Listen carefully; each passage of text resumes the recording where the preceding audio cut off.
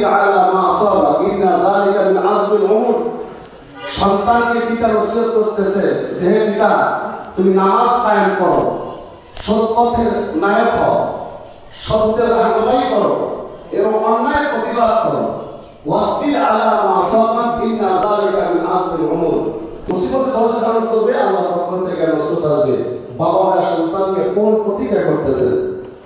তো আমাদের রক্তের বিনিময়ে এই স্বাধীন বাংলাদেশে আমরা অনেক কিছুই দেখেছি।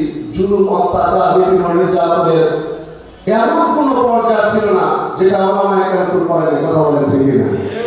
নির্যাতিত ওলামায়ে কেরাম তাদের চোখের পানি, নির্যাতিত ওলামায়ে কেরাম মাজলুমের দোয়া, এর বিনিময়ে আল্লাহ পাক এই দেশে একটা স্বাধীন সুন্দর বাতাস আমাদের কাছে আসছে।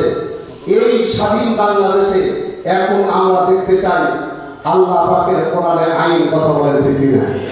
আল্লাহ পাকের দুনিয়াতে আল্লাহ আসমান, আল্লাহ জমিন, আল্লাহর আইন বাস্তবায়ন করলে, আল্লাহর আইন অনুযায়ী দেশ পরিচালনা করলে আমরা চুরি, রাহাজানি, ছিনতাই, আজকে অহরহ 8 বছরের বাচ্চা ধর্ষণ হচ্ছে, 7 বছর 9 বছরের শিশু ধর্ষণ হচ্ছে, চুরি, ডাকাতি, ছিনতাই হচ্ছে, এগুলো থেকে মুক্তি পাওয়ার জন্য একটা যদি ধর্ষণের বিচার কোরআনের আইন অনুযায়ী করা হতো, তাহলে ধর্ষকরা ধর্ষিত করে সাহস পাইত না। কথা বলে ঠিক না? একটা চোরের যদি বিচার কোরআনের আইন অনুযায়ী করা হতো, তাহলে চোর চুরি করে সাহস পাইত না। গতানুগতিক যে আইন পেশ করা হয়েছে, এই আইন দিয়ে চোরের শাস্তি দিয়া চোর মুক্ত হওয়া যাবে না, দুর্নীতি মুক্ত করা যাবে না। অতএব আজকের এই পবিত্র মাহে রমজানে আমরা কোন প্রতিজ্ঞা করি? আমরা শোষণ মুক্ত, জুলুম মুক্ত সমাজ গড়তে চাই।